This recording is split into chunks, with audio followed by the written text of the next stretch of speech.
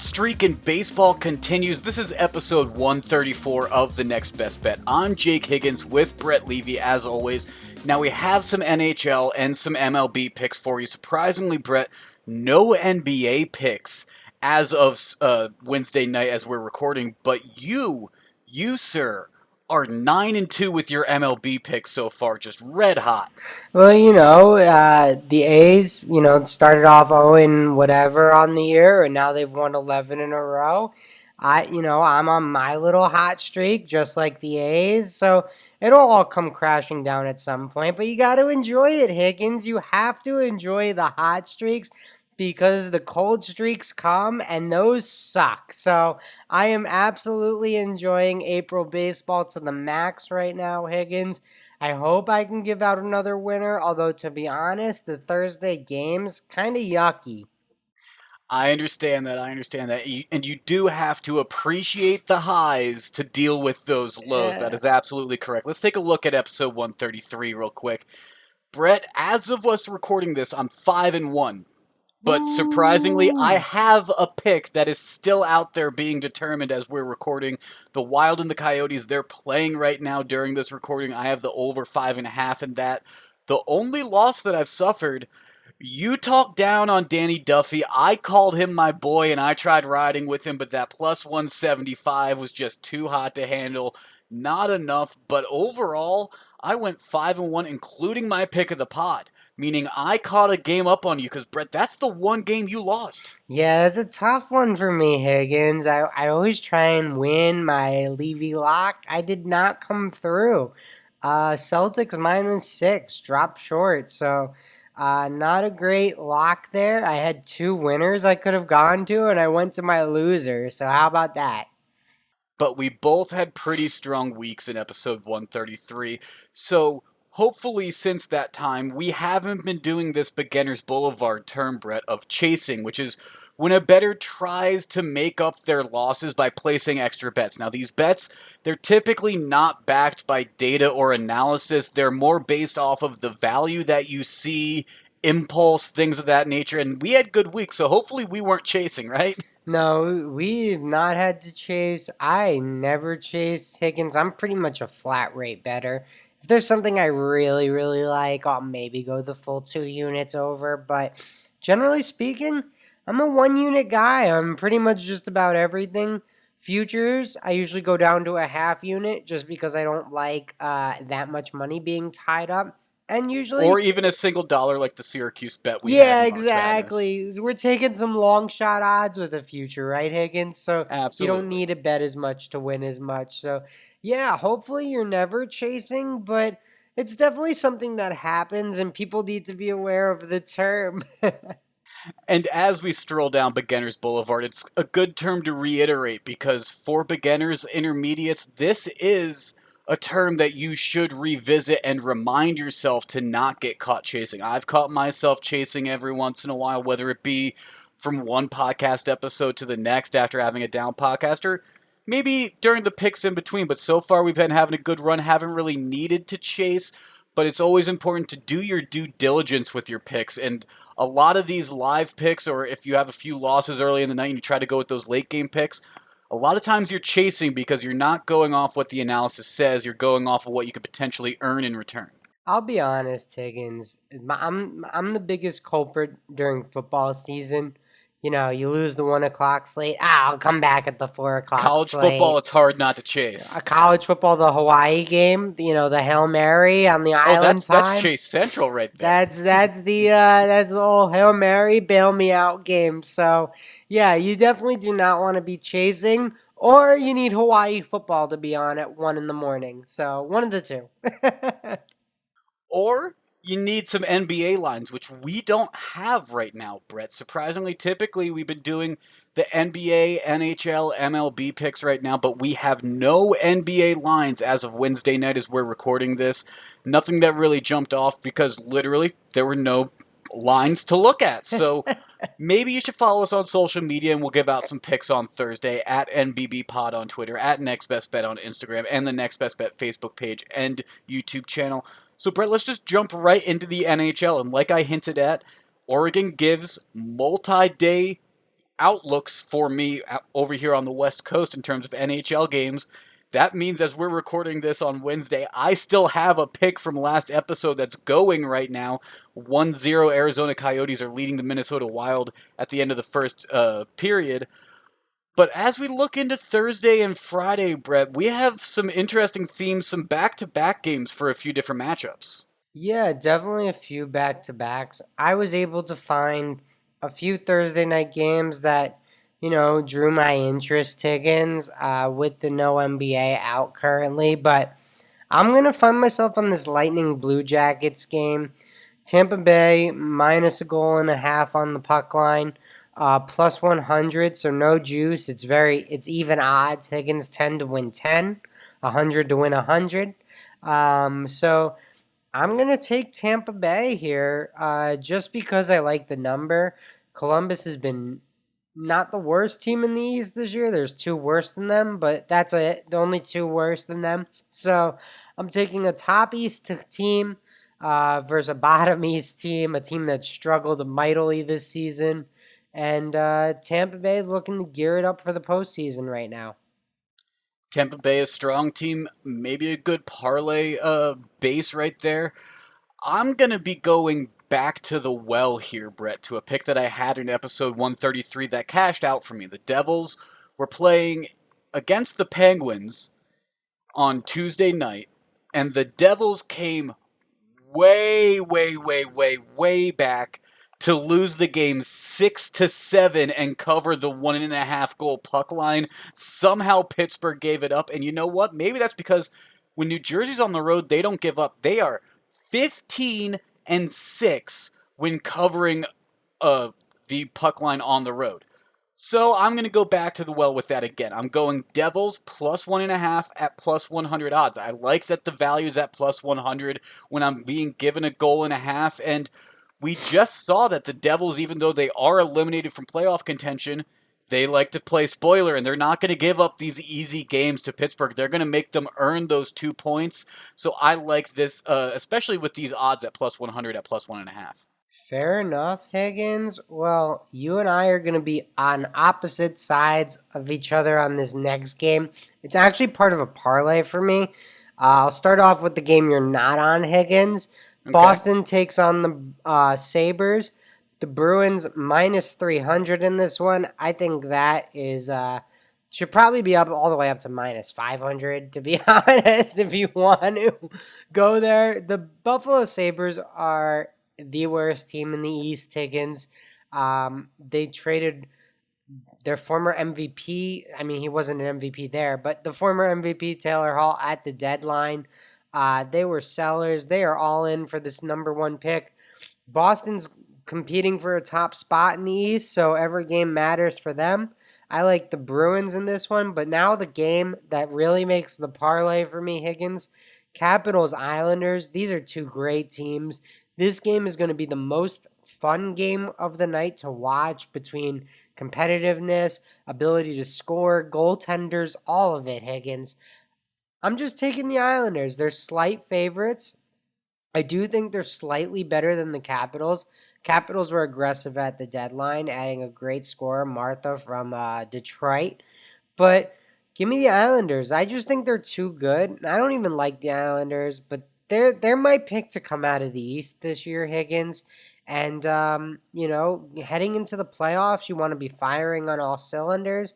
The Islanders look really strong of late. So I'm parlaying those two. Obviously, I recognize that the Islanders-Washington game is much more 50-50. The odds reflect that. But in my parlay, Higgins, I get plus 139 on a team that's minus 300 and a team that's minus 125. So I'm just doing it because the odds reflect good value, in my opinion. Okay, yeah, I had looked at that Bruins minus 300 and had considered using that in a parlay as well. I'm not going to, because you're right. We are differing in this Capitals Islanders game here. I like the Capitals money line just based off how these two teams have played each other so far this season.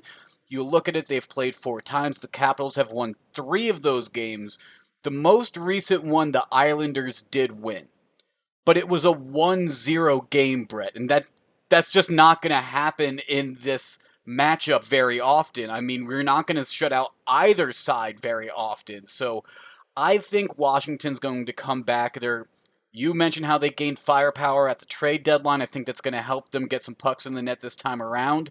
And if we look at some earlier potential from this season, the Islanders did beat Sorry, this is a 3-2 matchup. I was overlooking one of the games. The game I'm about to cite right here, though, the Islanders won 8-4. It's way over the 5.5 that this over/under set out at, Brett. And another game was a 6-3 ending. So you know what? I'm not just going to be on the Capitals money line here.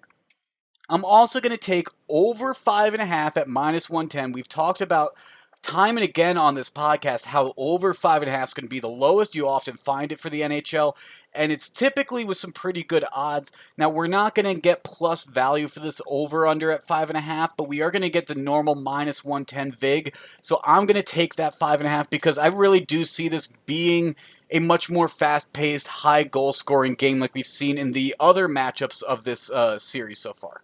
Fair enough, Higgins, but we know what your real value to the podcast is, and that is seeing into the future. So I need your Friday picks, and I need them now, Higgins, because I need to beat the books.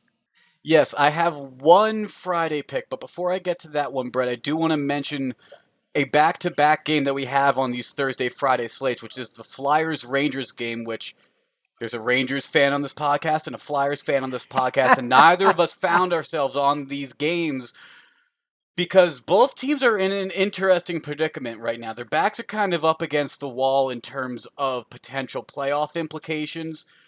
The Flyers, they're on the verge of getting eliminated, and they're very close. I don't think they'd have a chance of winning both of these games.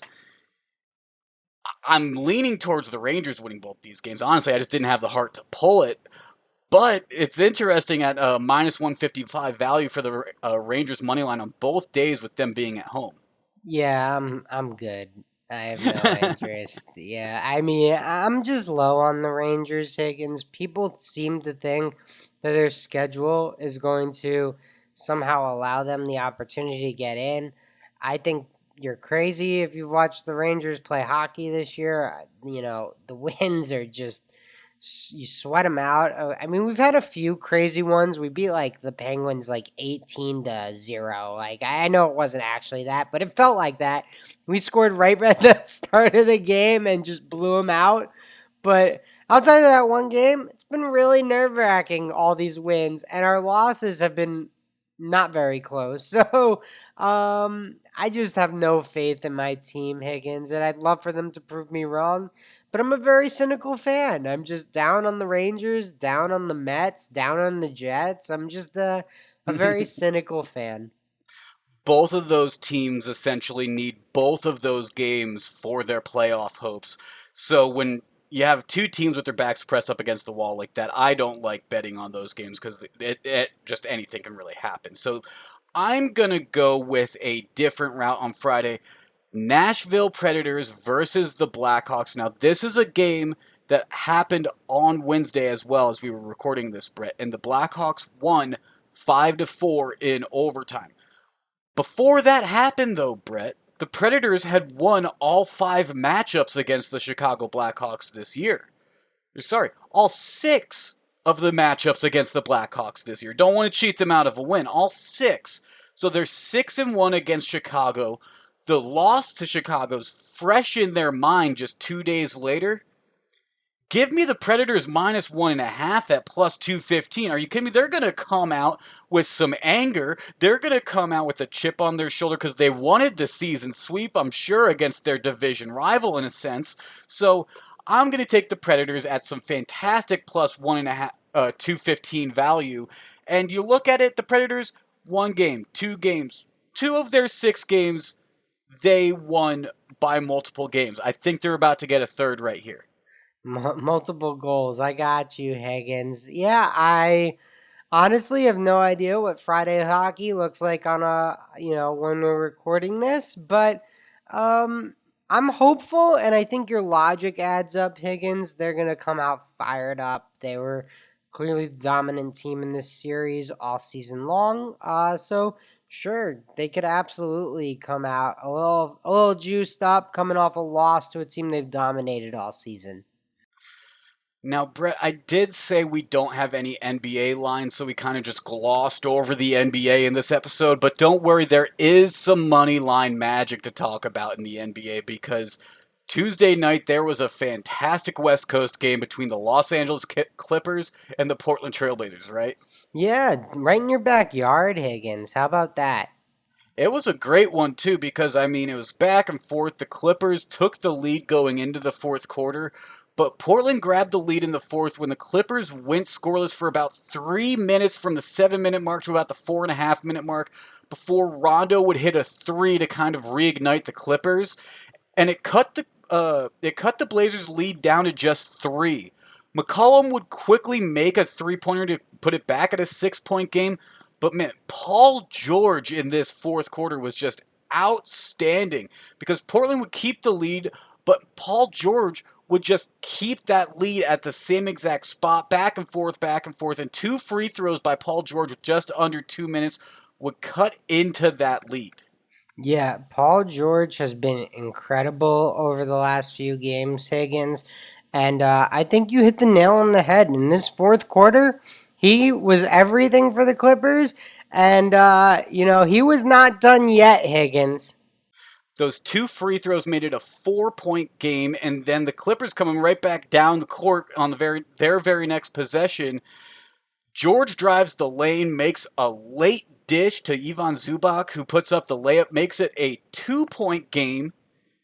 Now, CJ McCollum, who was just as active for the Portland Trailblazers as Paul George, it seems, he goes down, drains a three, makes it a 5 point game. But Paul George, just 8 seconds later, immediately responds with a layup to make it a 3 point game. Paul George was doing everything he could on this 33 point night that he had. Yeah, he was incredible down the stretch, Higgins. I mean, the Clippers have been really good since the All Star break. 17-5 on the season since the All Star break. They're number fourth in field goal percentage, number one in the league in 3 point percentage. So they're shooting the ball at a high clip, Higgins. And with a little over 30 seconds left in the fourth quarter, Paul George would make a mid range jumper that would cut the lead to one. Portland calls a timeout. And instead of going to CJ McCollum, who's kind of been your boy for much of the night, Norman Powell puts up a three with about 16 seconds left. Did not use all the shot clock there, but felt he had an open shot. Clippers would get the rebound and immediately give the ball to Paul George, who else do you give it to there? I mean, Exactly. That's what Kawhi's I not was even on saying. the floor at this point.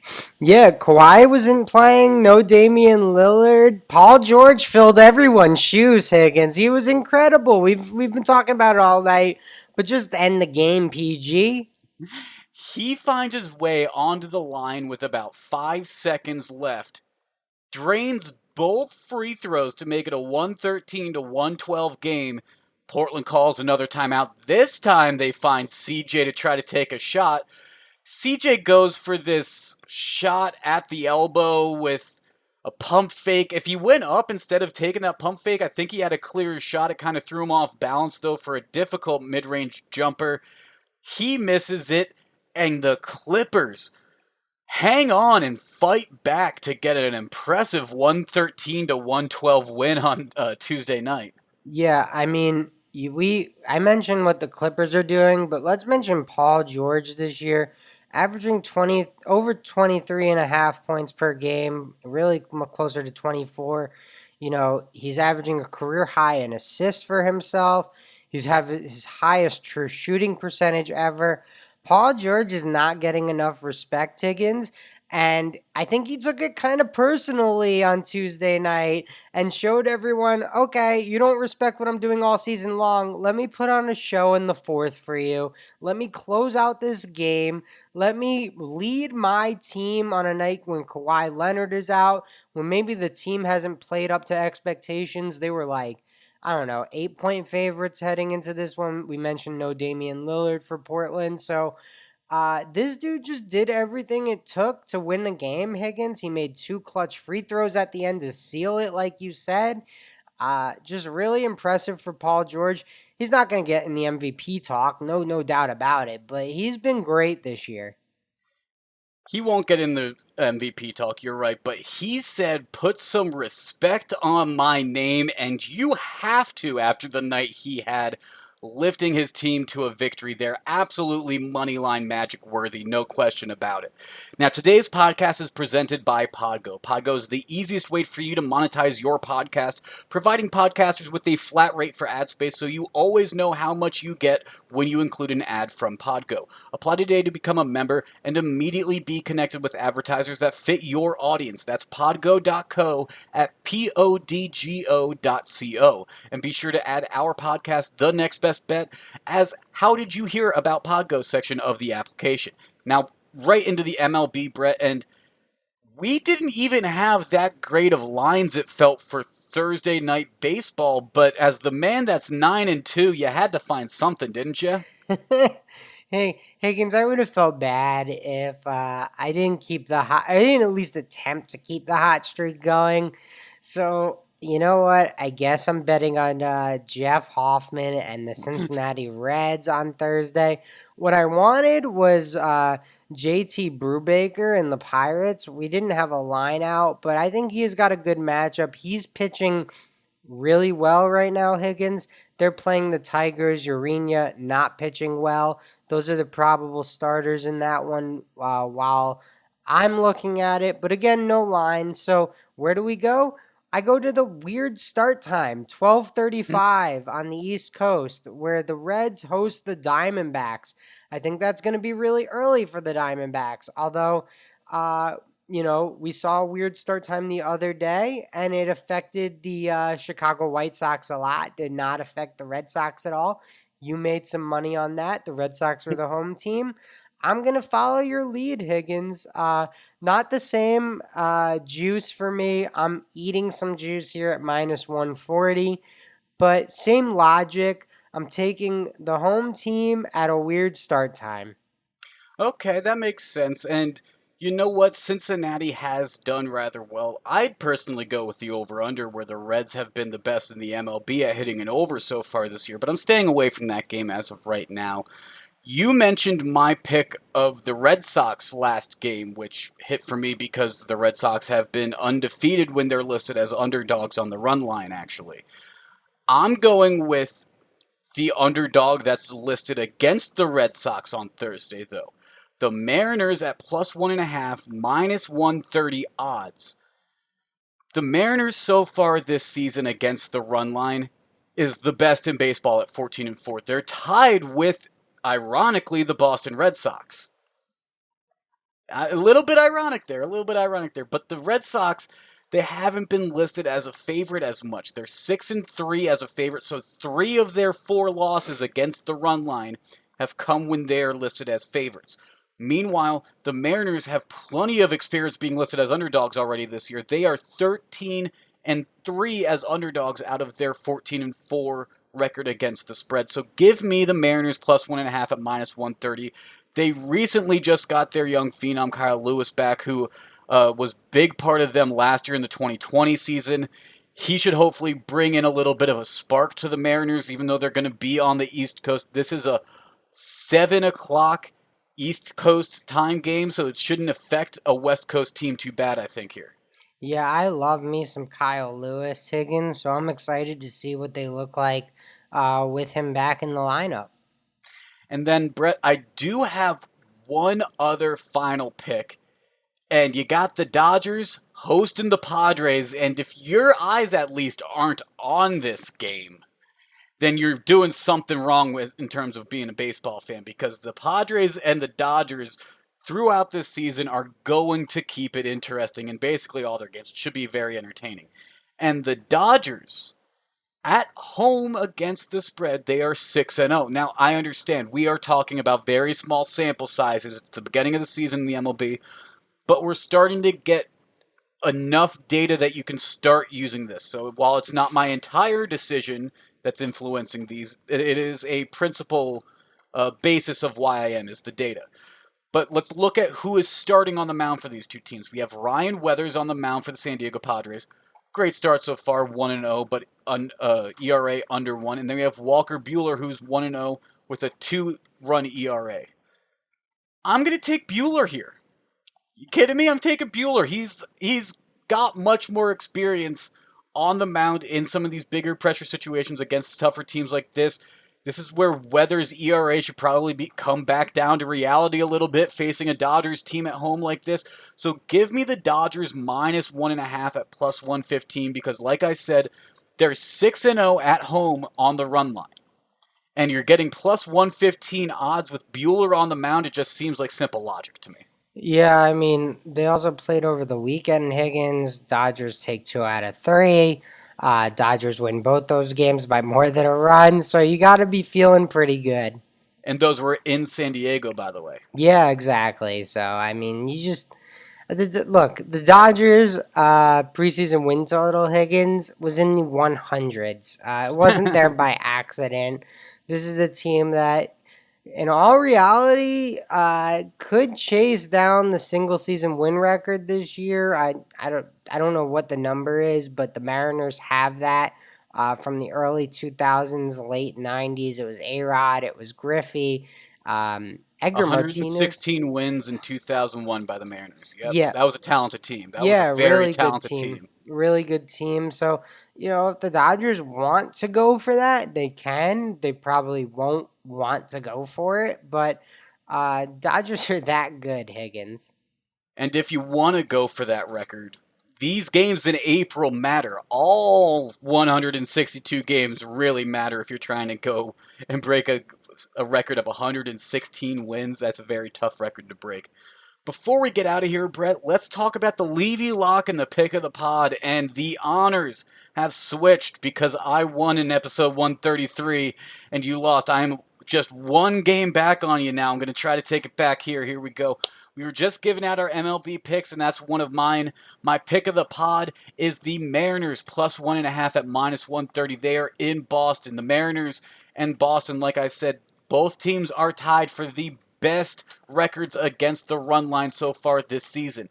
However, 3 of the Red Sox 4 losses against the run line have been as a favorite.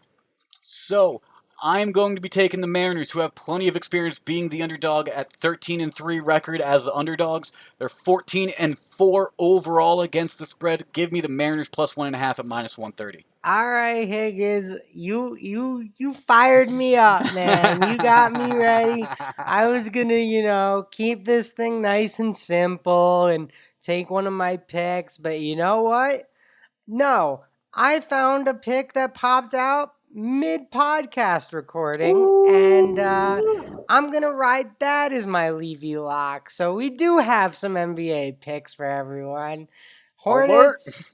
The Hornets take on the Bulls Thursday night, Higgins. They are currently +3 on the spread. That is going to be my pick because the Bulls, since acquiring Nikola Vucevic, have been horrible. It has backfired so badly. They need every win they can get, but so do the Charlotte Hornets, Higgins, and I'm just not backing the Bulls. I think they lose this one outright, to be honest. So if you want better value, you could take the +124 for Charlotte on the money line, but I don't want that. I'm not going to be that greedy, Higgins. Just keep it close, Charlotte Hornets. You get LaMelo Ball back next week. You got to start winning some games. Come on, Scary Terry. Come on, Miles Bridges. Let's get this thing turned around here. Let's get some momentum going into this playing game. And let's go Hornets +3 versus the Bulls on Thursday night. I was just about to mention the LaMelo Ball news about him apparently being able to come back. That should reinvigorate this Hornets team to play hard until they get to see the potential Rookie of the Year on the court. He was the favorite before he got injured, and then it seemed like he was going to lose that award because his season was supposed to potentially end. Is there enough time for him to potentially get that back? Who knows? But it should be interesting coming down the stretch now. I gotta be honest, Higgins, as crazy as it is, he never wasn't the favorite. Like, during this whole thing. still the favorite. If you want to bet on the Rookie of the Year odds right now, I'm looking over at FanDuel right now. LaMelo's minus 280, Anthony Edwards plus 190, and a guy who's had a really good, consistent year, but probably the third horse in this race, Tyrese Halliburton plus 950. FanDuel gives you deeper odds. I'm not going to give you the deeper odds because I'm not going to lie to you. Their guy in Yeah, fifth place is Denny Avija, who unfortunately went down on Wednesday night with a knee injury, Higgins. So, just because we're talking about it, I'll alert our listeners to that injury. Praying for that guy. Hope he's okay. Hope he can come back strong next year. absolutely. Oregon's pretty much mirror the lines that you just said, with LaMelo as the favorite at minus 250, Edwards at plus 200, and Halliburton at plus 350. However, they already took the news of that injury to Denny Avija into factor. He's plus 30,000 in Oregon right now. So Yeah, no reason to bet the long shots. It's really two. If you're like me and you want to show Halliburton some love, I'll mention Halliburton. He's played really well this year, Higgins. He's the guy the Kings should start building around. Get as many assets as you can for De'Aaron Fox. Get as many assets as you can for Harrison Barnes, and just start that rebuild around Tyrese Halliburton. Sacramento doesn't get a lot of attention, though, so Halliburton has not been a favorite in that race at all, but you're right, he has had a spectacular season. Just to reiterate, the pick of the pod, Mariners plus 1.5 at minus 130. The Levy lock, Hornets plus 3. Brett with the red alert NBA pick at the end of the podcast. There you have it. Am I going to catch up to Brett in this next episode here? I have a I'm one game back in terms of the Levy Lock pick of the pod of Brett, so we'll see that in episode 135. But this has been episode 134 of The Next Best Bet. Make sure to follow us on social media at MBB Pod on Twitter, at Next Best Bet on Instagram, and the Next Best Bet Facebook page and YouTube channel. For Brett, I'm Jake. We'll talk to you again after the weekend.